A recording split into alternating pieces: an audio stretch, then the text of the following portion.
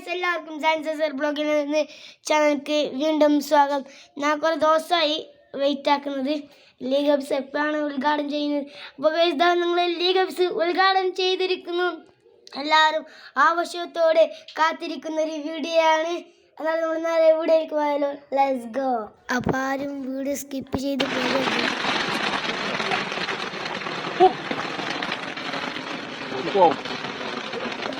League ഓഫീസിന് പതാകം ഉയർത്തുന്നു Madikeri Abbas. തൊട്ടടുത്ത് മണ്ഡലം സെക്രട്ടറി എം അബ്ബാസ്.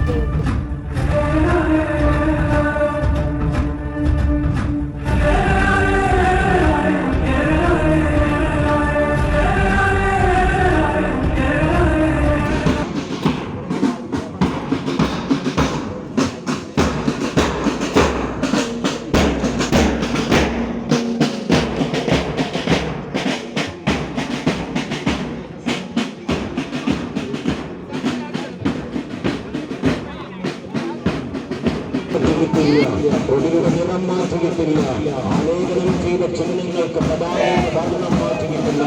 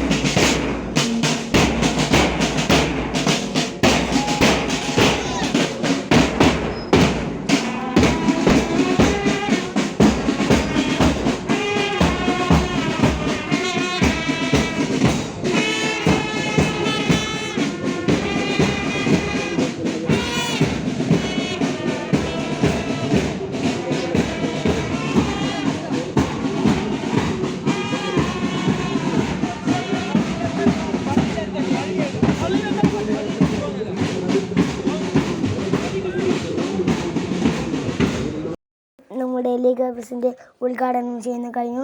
നമുക്ക് രണ്ട് വാക്ക് സംസാരം കേൾക്കാം. കോരിച്ചൊരയുന്ന മഴയിലും തളരാതെ നൂറുകണക്കിന് ആളുകൾ സലാം സാഹിബിൻ്റെ വാക്കുകൾ കേൾക്കാം. ബന്നംകുളത്തേക്ക് ആളുകൾ ഒഴുകിക്കൊണ്ടിരിക്കുകയാണ്. എനിക്ക് പോകാൻ പറ്റുന്നില്ല. ഞാൻ കായലിൻ്റെ ഇടയിൽ കൂടിയിട്ടാണ് പോകുന്നത്. ഏറ്റവും നല്ല വൈറ്റ് കാർഡിനുള്ള പുരസ്കാരവും സമ്മാനിച്ചു.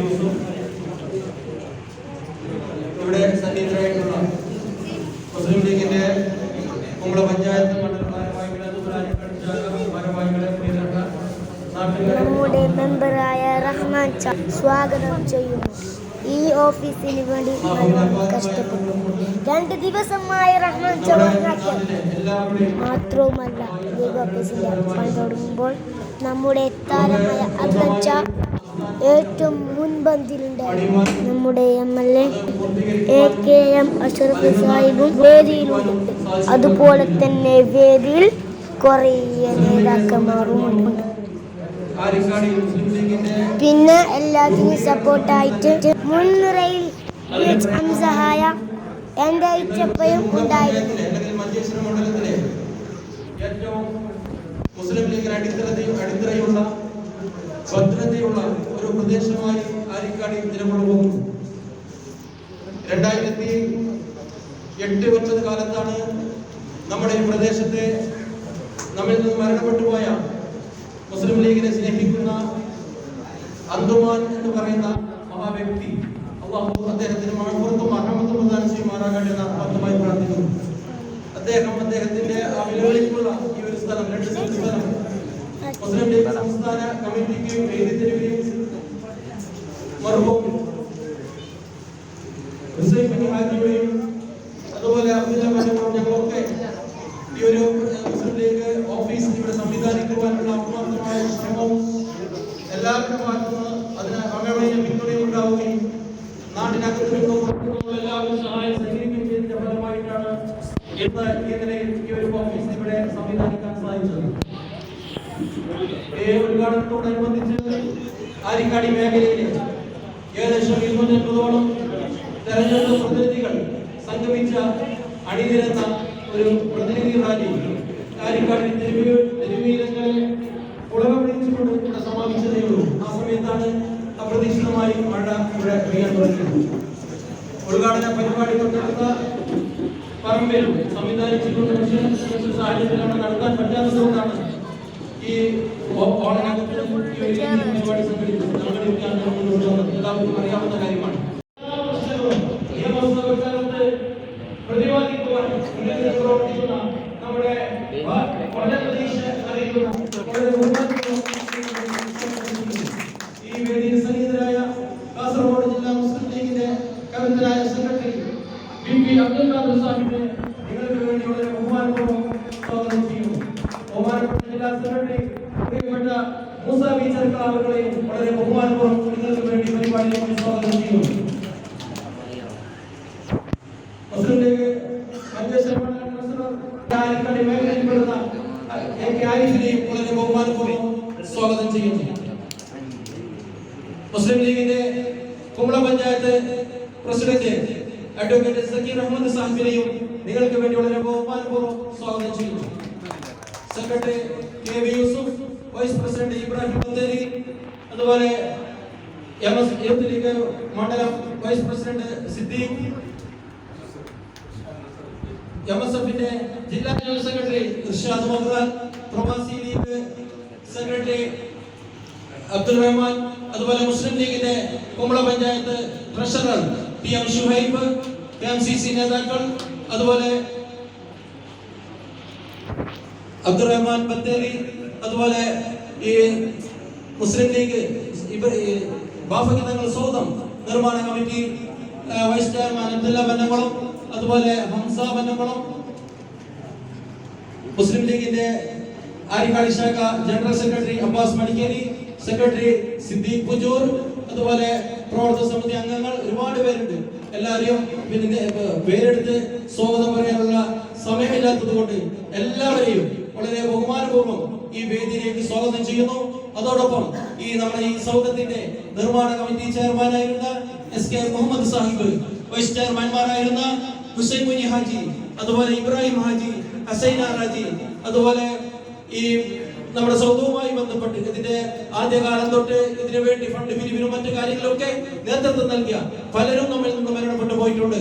അതുപോലെ മുസ്ലിം ലീഗിന്റെ ഒരുപാട് നേതാക്കൾ ഈ പ്രദേശത്ത് മുസ്ലിം ലീഗിനെ ഈ രീതിയിൽ വടവൃക്ഷമാക്കുന്നതിന് വേണ്ടി ആത്മാർത്ഥമായി തന്റെ സർവസ്വവും സമർപ്പിച്ച് നമ്മൾ ഇന്ന് ഇവിടെ പറഞ്ഞ പോലെ ഒരുപാട് പേരുണ്ട്. അവർക്കൊക്കെ മഅഫറത്തും റഹ്മത്തും പ്രദാനം ചെയ്യുമാറാകട്ടെ എന്ന് ആത്മാർത്ഥമായി പ്രാർത്ഥിച്ചുകൊണ്ട് ഞാൻ എൻ്റെ സ്വാഗത ഭാഷണം അവസാനിക്കുകയാണ്.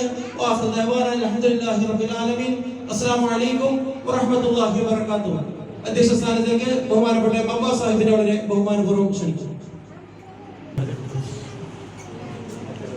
ബഹുമാനപ്പെട്ട സമസ്ത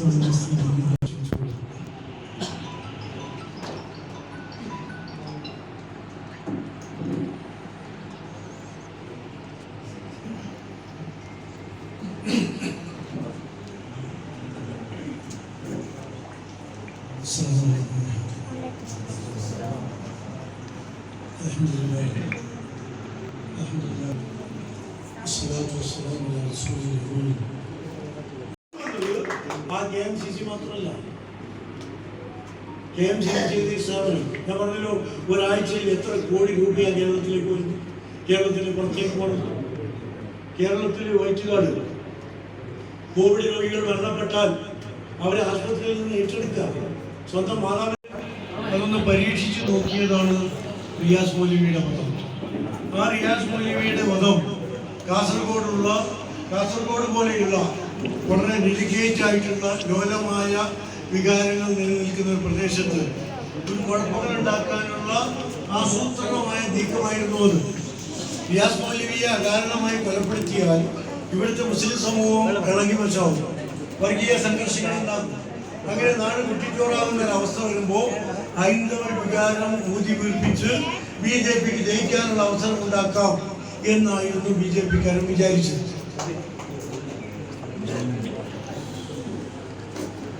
പക്ഷേ നമ്മളെ മുസ്ലിം ലീഗിന്റെ സംസ്ഥാന സെക്രട്ടറി TM സലാംച്ച കുഞ്ഞാപ്പാനെ പോലെ വാക്കും വെളുപ്പും കറുപ്പും, ഇതൊരു രണ്ടാം കുഞ്ഞാപ്പ തന്നെ. സമാധാനത്തിന് വേണ്ടി നിലകൊള്ളും, പ്രതികളെ പിടിക്കണം, അവർക്ക് മാതൃകാപരമായ ശിക്ഷ നൽകണം എന്നതിനപ്പുറം ഒരു സംഘർഷത്തിലേക്കോ കലാപങ്ങളിലേക്കോ പോകാൻ കാസർഗോഡിലെ ഉത്ബുദ്ധമായ മുസ്ലിം സമൂഹം തയ്യാറാകാത്തത് കൊണ്ടാണ് BJPക്ക് ഇവിടെ വളരാൻ സാധിക്കാനും പറയുന്നത്. അപ്പോൾ വളരെ ആസൂത്രിതമായി തന്നെയാണ് ഇത്തരം കാര്യങ്ങളെ നയപരമായി തന്നെയാണ് നമ്മളും സമീപിച്ചുകൊണ്ടിരിക്കുന്നത്. ഞാൻ പറഞ്ഞു വന്നത്, ആ BJP ഇന്ത്യയുടെ മറ്റു പ്രദേശങ്ങളിൽ ഉണ്ടാക്കുന്ന കുഴപ്പങ്ങളും ആസൂത്രിതമായ നീക്കങ്ങളും കേരളത്തിലേക്കും കൊണ്ടുവരാനുള്ള ശ്രമങ്ങൾ ആരംഭിച്ചു. ഇവിടെ UDFന്റെ കാലാകാലവുമുള്ള വോട്ട് ബാങ്ക് മുസ്ലിങ്ങളും ക്രിസ്ത്യാനികളും സവർണ ഹൈന്ദവ വിഭാഗവുമായിരുന്നു. ഈ മൂന്ന് വിഭാഗങ്ങളെയും തമ്മിൽ പിണക്കുക എന്നതാണ് സംഘപരിവാർ ആസൂത്രണം ചെയ്ത ഒരു പരിപാടി. അതിലേറെക്കുറെ അവർ വിജയിച്ചു. കഴിഞ്ഞ നിയമസഭാ തെരഞ്ഞെടുപ്പിന് മുമ്പ് മുസ്ലിങ്ങളെയും ക്രിസ്ത്യാനികളെയും ഭിന്നിപ്പിക്കാൻ അവർക്ക് സാധിച്ചു. അവര് വ്യാജ പ്രൊഫൈലുകളിൽ സാമൂഹ്യ മാധ്യമങ്ങളിൽ ഫേസ്ബുക്കിലും അതുപോലെ തന്നെ വാട്സാപ്പിലും ഒക്കെ ശ്രമങ്ങൾ നടത്തി ക്രിസ്ത്യൻ സമൂഹത്തെ മുഴുവൻ മുസ്ലിങ്ങൾക്കെതിരാക്കി. UDF അധികാരത്തിൽ വന്നാൽ കേരളത്തിൽ മുസ്ലിങ്ങളുടെ ഭരണമായിരിക്കും എന്നവർ പ്രചരിപ്പിച്ചു. അതിന് മാർക്സിസ്റ്റ് പാർട്ടി കൂട്ടുന്നു. വളരെ ആസൂത്രിതമായിട്ടാണ് മാർക്സിസ്റ്റ് പാർട്ടി അതിന് പിന്തുണ കൊടുത്തത്. നിങ്ങൾക്കറിയാം, നിയമസഭാ തെരഞ്ഞെടുപ്പിന്റെ തൊട്ടു മുമ്പ് മാർക്സിസ്റ്റ് പാർട്ടിയുടെ സംസ്ഥാന സെക്രട്ടറി ആയിരുന്ന ശ്രീ കോടിയേരി ബാലകൃഷ്ണൻ, അദ്ദേഹം പോളിറ്റ് ബ്യൂറോ മെമ്പറാണ് മാർക്സിസ്റ്റ് പാർട്ടി. അദ്ദേഹം തിരുവനന്തപുരത്തെ AKC സെന്ററിൽ ഔദ്യോഗികമായ പത്രസമ്മേളനത്തിൽ പറഞ്ഞത് UDF കേരളത്തിൽ അധികാരത്തിൽ ഹസ്സൻ അമീർ കുഞ്ഞാലിക്കുട്ടി ഭരണമായിരിക്കും കേരളത്തിൽ എന്നാണ്. എല്ലാ ചാനലുകളും റിപ്പോർട്ട് ചെയ്തു. പിറ്റേ ദിവസത്തെ പത്രങ്ങളിലൊക്കെ പ്രധാനപ്പെട്ട വാർത്തകളായിരുന്നു. UDF അധികാരത്തിൽ വന്നാൽ UDF കൺവീനർ MM ഹസനും മുസ്ലിം ലീഗ് നേതാവ് കുഞ്ഞാലിക്കുട്ടിയും ജമാഅത്ത് ഇസ്ലാമിയുടെ അമീറും അടങ്ങുന്ന ഒരു ഭരണമായിരിക്കും കേരളത്തിൽ ഉണ്ടാവുക എന്ന് പറഞ്ഞാൽ UDF ജയിച്ചാൽ ഇസ്ലാമിക ഭരണം ഉണ്ടാവും, മുസ്ലിം ഭരണം ഉണ്ടാവും, അവകാശങ്ങളും ആനുകൂല്യങ്ങളും ഒക്കെ അവർ കൊണ്ടുപോകും. മറ്റു സമുദായത്തിന് ബുദ്ധിമുട്ടുണ്ടാക്കും, അവരുടെ അവകാശങ്ങൾ നിഷേധിക്കപ്പെടും, അവരുടെ ആനുകൂല്യങ്ങൾ എടുത്തു മാറ്റപ്പെടും എന്നാണ് പറഞ്ഞതിന്റെ അർത്ഥം. ഒരു ഇന്ത്യ രാജ്യത്തെ ഒരു മതേതര പാർട്ടി എന്നറിയപ്പെടുന്ന മാർക്സിസ്റ്റ് പാർട്ടിയുടെ ഏറ്റവും ഉന്നതനായ ഒരു നേതാവാണ് പറഞ്ഞത്. അപ്പൊ ഇത്രത്തോളം ആസൂത്രിതമായി രാജ്യത്ത് സാമുദായികമായ ധ്രുവീകരണം ഉണ്ടാക്കാൻ മാർക്സിസ്റ്റ് പാർട്ടി ശ്രമിച്ചു. അതിലേറെക്കുറെ അവർ വിജയിച്ചു. ക്രിസ്തീയ സമുദായം UDF-നെതിരായി. ഒരു മുസ്ലിം ഭരണം കേരളത്തിൽ സവർണ ഹൈന്ദവ സമൂഹവും അതിനോടൊപ്പം ഈ രണ്ടു കൂട്ടരുടെയും വോട്ട് നമുക്ക് നഷ്ടപ്പെട്ടതുകൊണ്ട് തെക്കൻ ജില്ലകളിൽ UDF-ന്റെ സീറ്റുകളുടെ എണ്ണം കുറഞ്ഞു. എല്ലാ കാലത്തും ഏറ്റവും കൂടുതൽ സീറ്റുകൾ കിട്ടിയിരുന്ന എറണാകുളം ജില്ലയും കോട്ടയം ജില്ലയും അടക്കം UDF-ന് നഷ്ടപ്പെട്ടു. ഉമ്മൻചാണ്ടി നമ്മുടെ നികുതിയിൽ നിന്ന് നമ്മുടെ ഖജനാവിൽ നിന്ന് ഉള്ള പൈസയാണ്. അത് മാർക്സിസ്റ്റ് പാർട്ടിക്കാര് അവൻ ഭരിക്കുന്ന ബാങ്കിലൂടെ DYFI-ക്കാരായ ആ ബാങ്കിലെ ഉദ്യോഗസ്ഥന്മാരെ കൊണ്ട് വീടുകളിൽ കൊണ്ടുപോയി കൊടുക്കുകയാണ്. ഇപ്പൊ പറയുന്ന പിണറായി തന്നെ പണം എല്ലാ സഹായങ്ങളും അങ്ങനെ ചെയ്യുന്നത്, വീടുണ്ടാക്കി കൊടുക്കുന്നു, അങ്ങനെ തന്നെ. അപ്പൊ ഇതുപോലുള്ള ഒരുപാട് കാര്യങ്ങൾ ചെയ്യുമ്പോൾ നമ്മുടെ ഓഫീസുകൾ ഈ ആളുകൾക്ക് ഒരു ആശ്രയമാണ്. മുസ്ലിം ലീഗ് ഓഫീസിൽ ചെന്നാൽ ഞങ്ങളുടെ പ്രശ്നത്തിന് പരിഹാരമാകും എന്നൊരു ബോധം ജനങ്ങൾക്കുണ്ടാകും. ഈ ജനങ്ങൾ ഇവിടെ അബ്ബാസ് അധ്യക്ഷൻ പറഞ്ഞ പോലെ ഈ പ്രദേശം ഒരിക്കലും മുസ്ലിം ലീഗിന് കൈവിട്ടിട്ടില്ല. അങ്ങനെ കൈവിടാതെ ജനങ്ങൾ നിൽക്കുന്ന ഒരു പ്രദേശത്ത് ആ ജനങ്ങളെ നമ്മളും കൈവിടാൻ പാടില്ല. നമ്മൾ അവരുടെ കൂടെ ഉണ്ടാകണം. നമുക്ക് സഹായിക്കാൻ കഴിയുന്നില്ലെങ്കിൽ സഹായം എവിടെ നിന്ന് ലഭിക്കും എന്ന് അറിഞ്ഞ് അത് വാങ്ങിച്ചു കൊടുക്കുന്ന ആളുകളായി നമ്മൾ മാറും. സഹായത്തിന് ശ്രമിക്കുന്ന ആളുകൾക്കും വലിയ പ്രതിഫലം സർവശക്തനായ നാഥൻ നൽകും എന്ന് റസൂൽ കരീം സല്ലല്ലാഹു അലൈഹി വസല്ലം തിരുമേനി നമ്മൾ പഠിപ്പിച്ചിട്ടില്ല. സക്കാത്തിന്റെ അവകാശങ്ങളാണ് അതിനുവേണ്ടി പണിയെടുക്കുന്നവർ പോലും എന്ന് പറഞ്ഞ കൂട്ടർ സക്കാത്ത് വിതരണം ചെയ്യാൻ, പാവങ്ങളിലേക്ക് അത് എത്തിക്കാൻ, ആവശ്യക്കാരിലേക്ക് അത് എത്തിക്കാൻ പരിശ്രമിക്കുന്നവർക്കും അതിന്റെ കൂലിയുണ്ട്.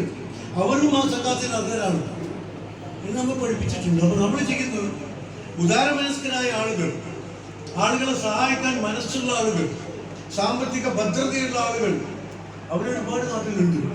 അവർക്ക് സഹായിക്കണം നിയമനം നടത്തണം. നമ്മുടെ പണം കൊണ്ട് നമ്മൾ നടത്തുന്ന സ്ഥാപനത്തിലേക്ക് സഖാക്കളെ കൊണ്ടുവന്ന് കുടിയിരുത്തണം. മറ്റു മതസ്ഥരെ കൊണ്ടുവരുന്നതിൽ ഒരു പക്ഷേ ശ്രമിച്ചേക്കാം. അവരൊക്കെ ദൈവവിശ്വാസികളാണ്. ദൈവം, ഈശ്വരൻ, അല്ലാഹു ഇങ്ങനെയൊന്നുണ്ട് എന്ന് വിശ്വസിക്കുന്നവരാണ് മതവിശ്വാസികൾ. ഏത് മതമാണെങ്കിലും ദൈവമില്ല എന്ന് പറയുന്നവരാണ് കമ്മ്യൂണിസ്റ്റുകാർ. ദൈവനിഷേധികൾ, ഈശ്വര നിരീശ്വരവാദികൾ. മതം മനുഷ്യനെ മയക്കുന്ന കറുപ്പാണ് എന്നാണ് കാർൽ മാർക്സ് മൂലധനത്തിൽ എഴുതി വെച്ചിട്ടുള്ളത്. കമ്മ്യൂണിസ്റ്റുകാരുടെ ഖുർആനാണ് മൂലധനം, ദാറ്റ്സ് ക്യാപിറ്റൽ. ആ പുസ്തകത്തിൽ എഴുതി വെച്ചിട്ടുള്ളത് മതം മനുഷ്യനെ മയക്കുന്ന കറുപ്പാണ് എന്ന് പറഞ്ഞാൽ മയക്കുമരുന്നാണ് മതം. ജനങ്ങളെ, മനുഷ്യരെ മയക്കി കിടത്തുന്ന ഒരു ഏർപ്പാടാണ് മതത്തിന് എന്നതിന്റെ ആചാര്യൻ പറഞ്ഞിട്ടുണ്ട്. അതുകൊണ്ട് തന്നെ മതകാര്യങ്ങളിൽ അനാവശ്യമായി ഇടപെട്ട് പ്രശ്നങ്ങൾ ഉണ്ടാക്കിയാണ്. ഇത് PSCക്ക് വിട്ടുകൊടുത്താൽ നമ്മൾ എന്തുകൊണ്ടാണ് ഇതിനെ എതിർക്കുന്നത്? ഇത് PSCക്ക് വിട്ടുകൊടുത്താൽ ഇപ്പൊ അവരുണ്ടാക്കിയ നിയമത്തിൽ അഷ്റഫ് അസംബ്ലിയിൽ ഉണ്ടായിരുന്നല്ലോ, അവർ പറയുന്നുണ്ട്, ആ നിയമത്തിൽ ഞങ്ങൾ പറയുന്നുണ്ട് മുസ്ലിങ്ങളെ മാത്രമേ ഈ ഉദ്യോഗത്തിന് എടുക്കാൻ പാടുള്ളൂ എന്ന് അതിന്റെ 3-ാം വകുപ്പിൽ ഞങ്ങൾ പറയുന്നുണ്ട് എന്ന് സഖാക്കൾ പറയുന്നുണ്ട്. ഞങ്ങളത് വായിക്കാത്തോണ്ടല്ല, നന്നായി പഠിച്ചിട്ടുണ്ട്. എതിർക്കുന്നതിന് മുമ്പ് പഠിക്കണം, അതിനുവേണ്ടി ഞങ്ങൾ പഠിച്ചിട്ടുണ്ട്. പക്ഷേ PSC ഇന്ത്യൻ ഭരണഘടനയുടെ 320-ാം വകുപ്പ് പ്രകാരം നിലവിൽ വന്ന ഒരു സർക്കാർ സ്ഥാപനമാണ്. ആ സർക്കാർ സ്ഥാപനത്തിന് ഏതെങ്കിലും ഒരു മതത്തിന്റെയോ ജാതിയുടെയോ വർഗത്തിന്റെയോ പ്രദേശത്തിന്റെയോ വർണ്ണത്തിന്റെയോ പേരിൽ വിവേചനം പാടില്ല എന്ന് ഭരണഘടനയുടെ ആ വകുപ്പ് പറഞ്ഞിട്ടുണ്ട്. ഭരണഘടനാ വകുപ്പിന് വിരുദ്ധമായി കേന്ദ്ര ഗവൺമെന്റോ കേരള ഗവൺമെന്റോ ഒരു നിയമം ഉണ്ടാക്കിയാൽ ആ നിയമത്തിന് നിലനിൽപ്പില്ല. 5 കൊല്ലം നിയമം ഞാൻ പഠിച്ചിട്ടുണ്ട്. ഇതൊക്കെ പറയാനാണ് പഠിച്ചത്. കോടതി വക്കീല്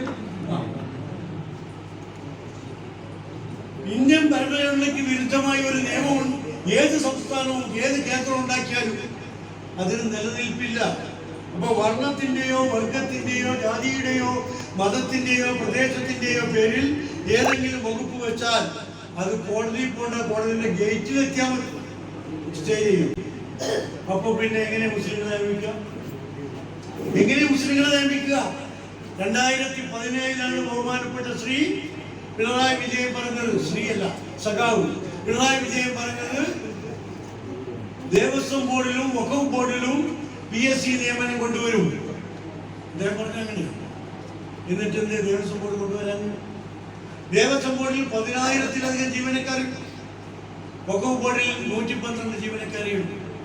അപ്പോൾ 10,000 ജീവനക്കാരെ നിയമിക്കാൻ കഴിയുന്ന ദേവസ്വം ബോർഡിൽ PSC വേണ്ട എന്ന് തീരുമാനിക്കണം.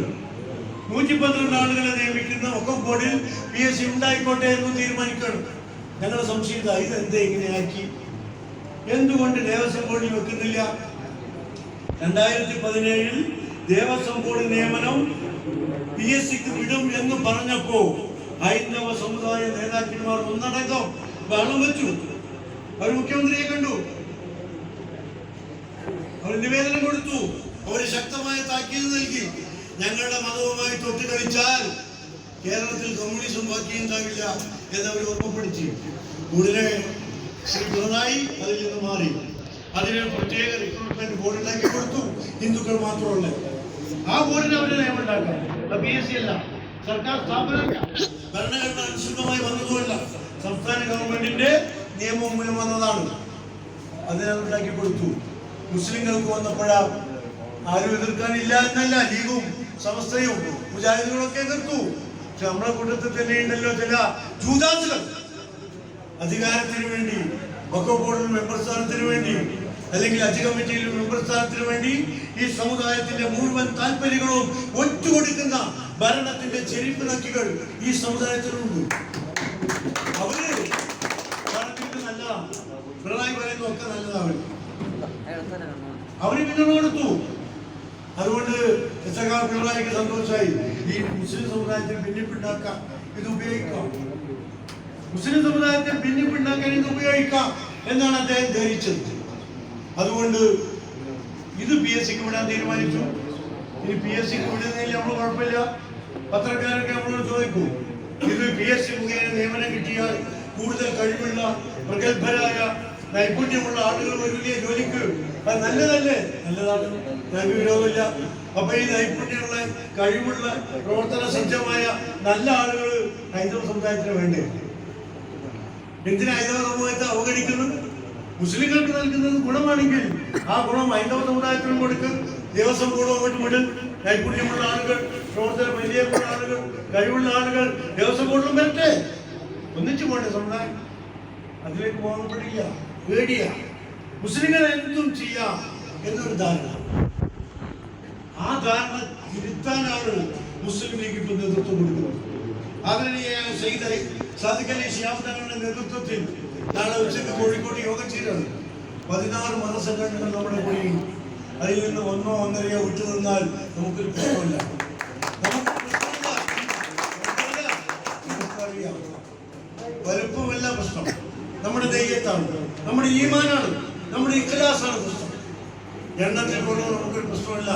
ആയിരക്കണക്കിന് വരുന്ന ശത്രുക്കളെ വെറും 313 ആളുകൾ ഉറച്ച ഈമാനോടുകൂടി നേരിട്ട് ഐതിഹാസികമായ വിജയം ചരിച്ച ചരിത്രമാണ് മുസ്ലിം സമുദായത്തിലുള്ളത്. അവിടെ മുതലാണ് ആരംഭം. അത് നമ്മുടെ മുമ്പിലുണ്ട്. നാളെ മുതൽ പ്രക്ഷോഭത്തിന് ആരംഭം കുറിക്ക്. ഇപ്പൊ ഒറ്റപ്പെട്ട സമരങ്ങൾ എല്ലായിടത്തും നടത്തുന്നുണ്ട്. നാളെ അത് സമുദായം ഒന്നായിട്ട് ഏറ്റെടുക്കാം. ഇതുപോലുള്ള ഒരുപാട് കാര്യങ്ങളുണ്ട്. നമ്മളോട് പറഞ്ഞ ഒരുപാട് കാര്യങ്ങൾ പ്രാവർത്തികമാക്കാം.